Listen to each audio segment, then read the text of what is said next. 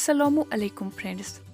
आज जो मैं रेसिपी आप लोगों के साथ शेयर करने वाली हूँ, इसकी हमारे नॉर्थ कश्मीर में एक अहम रिलीजियस सिग्निफिकेंस है और ये रेसिपी है तोशा।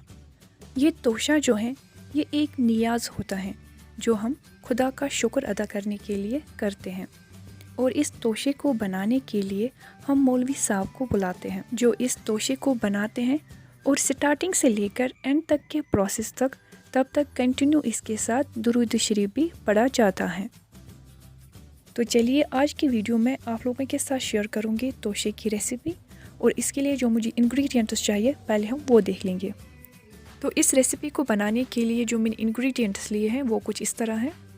मैंने व्हीट फ्लोर लिया है 536 gram, sugar 176 gram, ghee 176 gram, coconut, almonds, cashews, pistachio, raisins, water and coconut powder. So let's get started.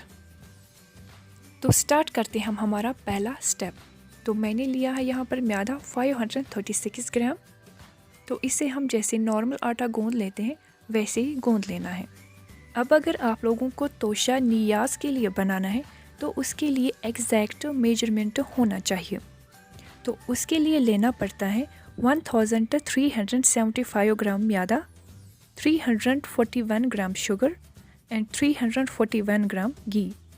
घी और शुगर जो होता है वो इक्वल क्वांटिटी में लेना पड़ता है और जो ड्राई फ्रूट्स हैं उनकी क्वांटिटी आप अपनी मर्ज़ी से ले सकते हो। जब आप आटा गूंद रहे हो और आप लोगों को लगे कि आटा जो है वो सख्त है तो करना क्या है, आप एक बाउल में पानी लीजिए, उसमें आप हाथ को हल्का सा गीला कर दीजिए और आटे को फिर से गूंद लीजिएगा जैसे मैं कर रही हूँ। अभी आप देख सकते हो कि जो आटा है ये अब सॉफ्ट हो गया है, देख लीजिए। और जब आप लोगों को नियाज के लिए तोशा बनाना होता है तो वो औरतें नहीं बनाती, जैसा कि मैंने पहले ही कहा कि उसके लिए मौलवी साहब को बुलाया जाता है। तो चलिए अब हम इस आटे को रोल करेंगे और इसे हम 3 हिस्सों में कट करेंगे, यानी कि इस आटे की हम बनाएंगे 3 रोटियां। अभी आप सोच रहे होंगे कि इतने आटे की बस 3 ही रोटियां क्यों? वो इसलिए जब तोशे के लिए रोटियां बनानी होती है वो मोटी होती है, क्योंकि फ्राई करने के बाद इन्हें छोटे पीसेस में कट करना होता है और इसके बाद इन्हें फिर से गूंदा जाता है। वो मैं आप लोगों को आगे दिखा दूंगी, आप वीडियो पूरा देख लीजिएगा। तो चलिए अब चलते हैं हम अपने नेक्स्ट स्टेप पे। तो सेकंड स्टेप में मैंने लिया है यहाँ पर घी 176 ग्राम। तो अब बनाएंगे हम रोटी। आप देख लीजिए कि इसके लिए रोटी कितनी मोटी रखनी है और ये स्टेप मैं आप लोगों को पूरा दिखाऊंगी ताकि आप लोगों को अच्छे से समझ आ जाए।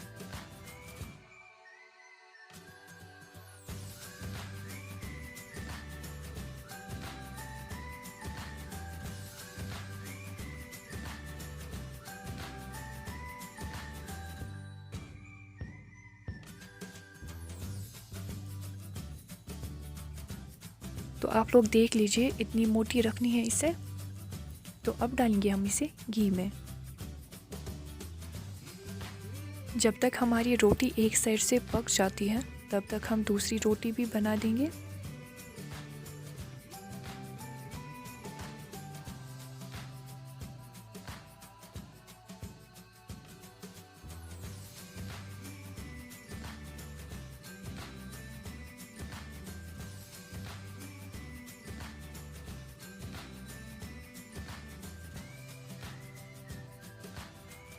अब हम इसे आहिस्ता से फेर लेंगे, छींटे उठाने के बगैर, खुद को जलाने के बगैर, आराम से करना है।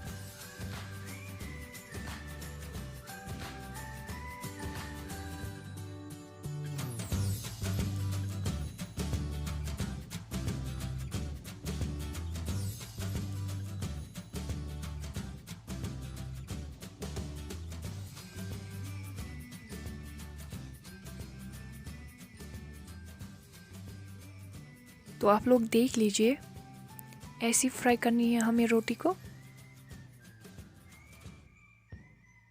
अब इसको हम रखेंगे साइड में और तेल में डालेंगे हम दूसरी रोटी। अब ये वाली स्टेप्स जो है ना, ये हमें थोड़ी जल्दी जल्दी करनी है। अब जो हमने रोटी साइड में रख दी है ना, इसको हमें ठंडा नहीं होने देना है।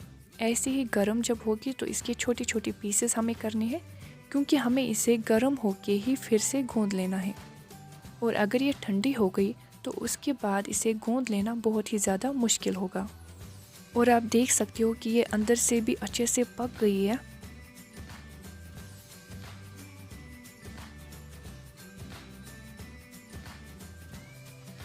रोटी बहुत गर्म है तो संभल के इसके छोटे पीसेस कर दीजिएगा, अपने आप को जलाने के बगैर।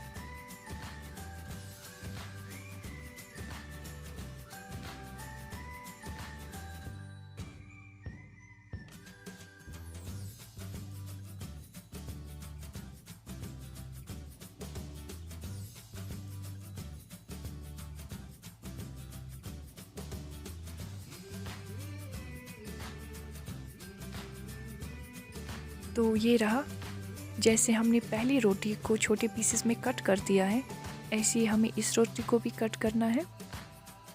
इन रोटियों को फ्राई करने के बाद जो घी बचेगा वो हमें इन्हें फिर से गूंदने में काम आ जाएगा। वो मैं आप लोगों को आगे दिखा दूंगी।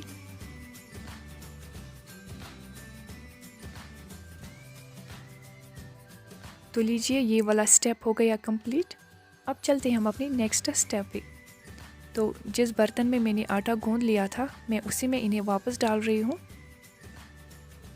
और डाल रही हूँ इसमें चीनी, यानी कि शुगर 176 ग्राम।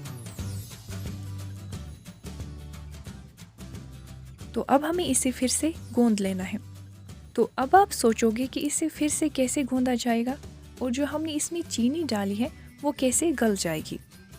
तो ये बहुत ही इजी हो जाता है। जो हमारा बचा हुआ घी है, जब हम वो इसमें डाल देते हैं,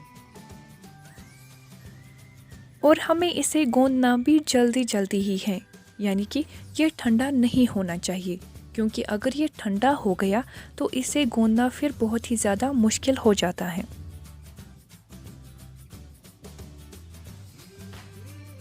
तो अभी डालूंगी मैं इसमें कुछ ड्राई फ्रूट्स। मैंने लिए हैं नारियल, बादाम, किशमिश, कैशूज़ और पिस्ता।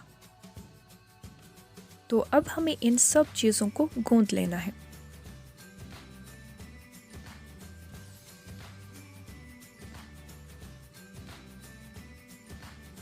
तो अब आप यहाँ पर देख सकते हो कि जब मैं इसे गूंद रही हूँ तो इसकी जो शेप है वो बन रही है। दैट मीन्स अब ये तैयार हो गया है। तो चलिए, अब जैसे हम तोशे को शेप देते हैं वैसे शेप देंगे हम इन्हें। अब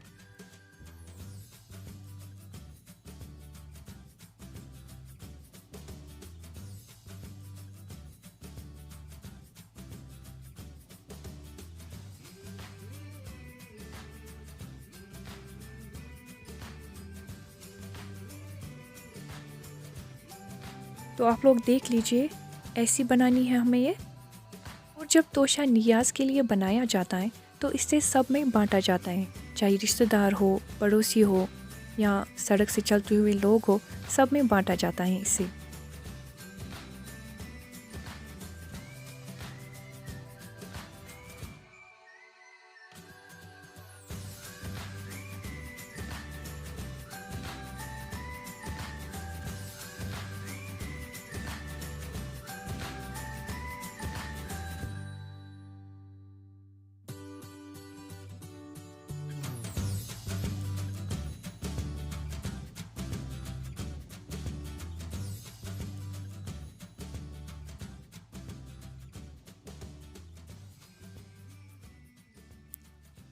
तो लीजिए, हो गया हमारा तोशा तैयार। तैयार होने के बाद इसके ऊपर से लगाया जाता है पॉपी सीड्स, लेकिन मेरे पास पॉपी सीड्स अवेलेबल नहीं थे तो मैं इसके ऊपर से डाल रही हूँ कोकोनट पाउडर। तो एंजॉय कीजिए मेरी आज की रेसिपी। तो अगर आप लोगों को मेरी आज की वीडियो पसंद आ गई हो तो गिव अ थम्स अप और मेरी रेसिपीज़ को अपनी फ्रेंड्स और अपनी फैमिली के साथ शेयर ज़रूर कीजिएगा और जाते जाते मेरी चैनल को सब्सक्राइब करना ना भूलिएगा। तो चलिए मिलते हैं नई वीडियो में एक नई रेसिपी के साथ। तब तक अपना ख्याल रखिए। अल्लाह हाफिज़।